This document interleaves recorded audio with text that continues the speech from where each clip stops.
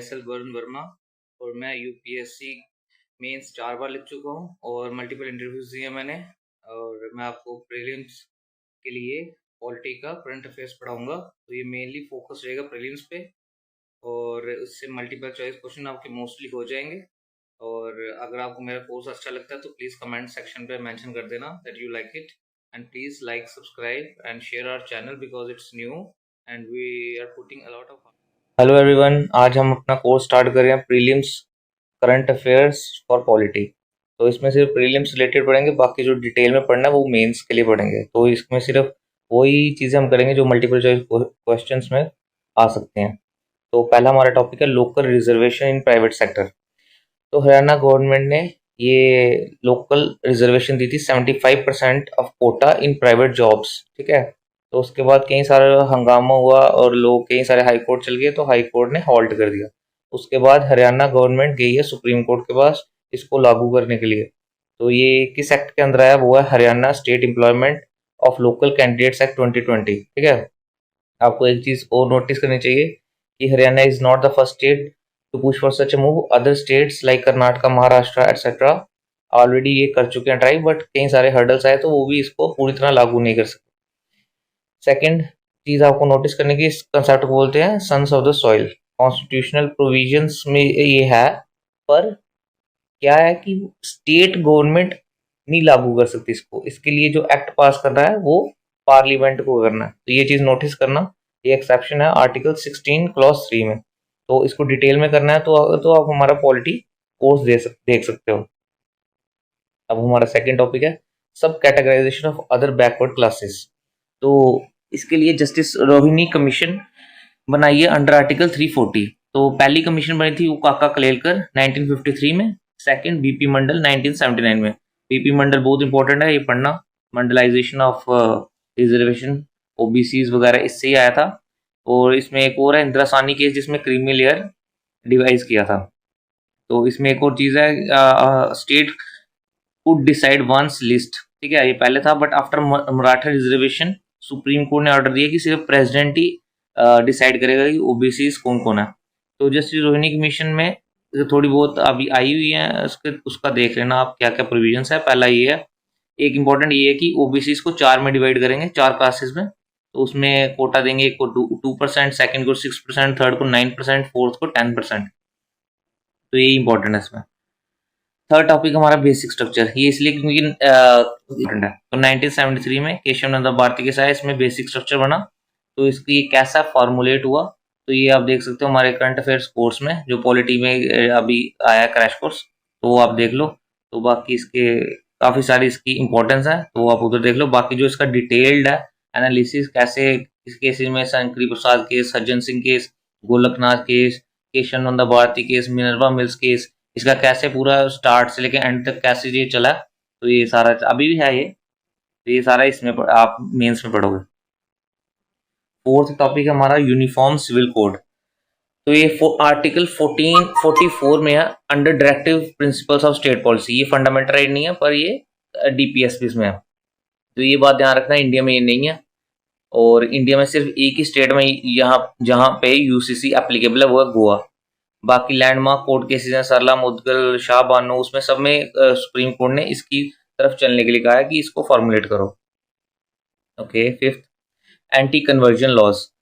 तो ये anti conversion laws क्यों, इसका क्या स्टार्ट किया था कि ये था प्रिंसली स्टेट्स ने इसको फॉर्मुलेट किया था क्रिश्चियन मिशनरी से लोकल्स को बचाने के लिए। तो अभी ये इसलिए न्यूज में क्योंकि Karnataka legislative assembly pass the Karnataka right to freedom of religion bill 2021, commonly refer to as the anti conversion bill. तो ये पहली स्टेट नहीं है, currently around 9 state of such a law. तो ये अंडर स्टेट्स डोमेन है। और article 25 does not cover conversion because article 25 में कि freely propagate, profess and practice one's religion. और कन्वर्जन जनरली फोर्स्ड होती है bye allurement of money, job, prize etcetera. तो इसमें ये इंपॉर्टेंट है प्रीलिम्स के पॉइंट ऑफ व्यू से। सिक्स्थ हमारा ऑफिशियल लैंग्वेज। तो ये आप देख लेना कि 8 शेड्यूल है जो, उसमें एट प्रेजेंट 22 लैंग्वेजेस हैं। ये इशू इसलिए है क्योंकि टुल्लू लैंग्वेज पीपल है, वो मांग रहे हैं इसको कि हमारे शेड्यूल लैंग्वेज में ऐड करो इसको। और आर्टिकल 345 ऑफ द कॉन्स्टिट्यूशन बोलते हैं कि लेजिस्लेचर ऑफ द स्टेट कोई भी लैंग्वेज अडॉप्ट कर सकता है, ना जस्ट की जो कि 22 लैंग्वेज है 8th शेड्यूल में। ये इंपॉर्टेंट प्रोविजन है। और सिग्निफिकेंस क्या है कि अगर अंडर, और सेकंड है MPs and MLAs could speak in this language in parliament and state assemblies respectively. और एक और है कि candidates can write civil services exam in this languages. तो ये इंपॉर्टेंट है इसमें। अच्छा, 7 टॉपिक है आपका कोऑपरेटिव्स। तो ये इंपॉर्टेंट है कि recently separate ministry of cooperation has been created by the central government. तो ये इंपॉर्टेंट है कि सेंट्रल गवर्नमेंट क्रिएट करती है मिनिस्ट्रीज, ठीक है, नॉट की पार्लियामेंट। सेकंड है कि कोऑपरेटिव क्या होता है कि वॉलंटरी एसोसिएशन होती है लोगों की किसी कॉमन पर्पस को अचीव करने के लिए। और 97th कॉन्स्टिट्यूशन अमेंडमेंट काफी ज्यादा इंपॉर्टेंट है क्योंकि उसने एक फंडामेंटल राइट ऐड किया, drafting principle of state policy add किया और एक पूरा पार्ट 9 भी ऐड किया इसके रिलेटेड। और थर्ड चीज है कि in India sir Frederick Nicholson is known as the father of the cooperative movement in the country. बाकी सुप्रीम कोर्ट जजमेंट आई थी कि जो 97 कॉन्स्टिट्यूशनल अमेंडमेंट है उसके वो प्रोविजन जो स्टेट के रिलेटेड है वो नलिफाइड किए थे उन्होंने, और जो इंटर स्टेट रिलेटेड है उनको एज इट इज रखा था, ठीक है। तो ये इंपॉर्टेंट है, देख लेना। बाकी 8th है मिसलेनियस, ठीक है। सिटीजन प्रोविजंस इंपॉर्टेंट है क्योंकि वो इस वक्त न्यूज में थी, तो कोर्स में उसको देख सकते हो। और 75 years completed of constituent assembly 9 दिसंबर 1946 को फर्स्ट टाइम ये फॉर्म हुई थी, तो ये इंपॉर्टेंट है। फिर supreme court held that an institution's right to government aid under article 13 clause 2 is not a fundamental right। ये काफी इंपॉर्टेंट है क्योंकि ये फंडामेंटल राइट के अंदर प्रोविजन है, तो सुप्रीम कोर्ट कह रहा है कि ये फंडामेंटल राइट नहीं है।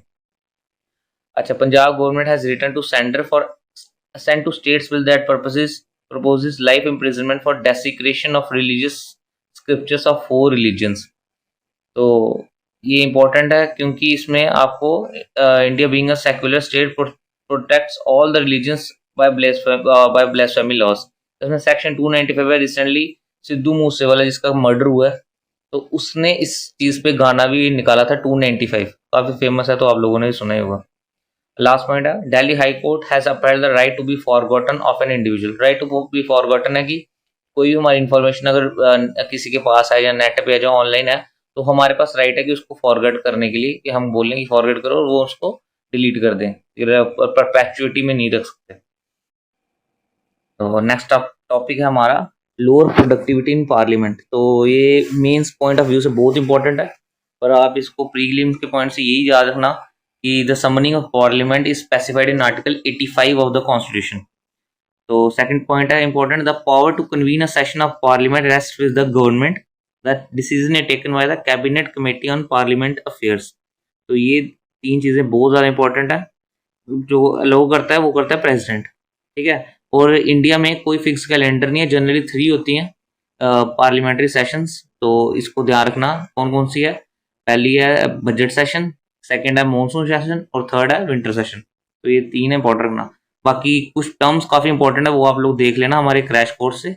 वो है एडजर्नमेंट, सीनेडाई, प्रोरोगेशन, रिसेस, डिसोल्यूशन। ये काफी इंपॉर्टेंट टर्म्स है, इसको ध्यान रखना, इस पे क्वेश्चंस आ सकता है।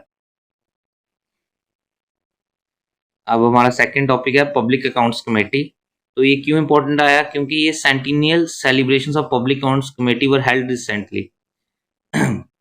सेकंड पॉइंट क्या है कि it is the oldest parliamentary standing committee on finance and first constituted in 1921 under the provisions of the government of India 1919।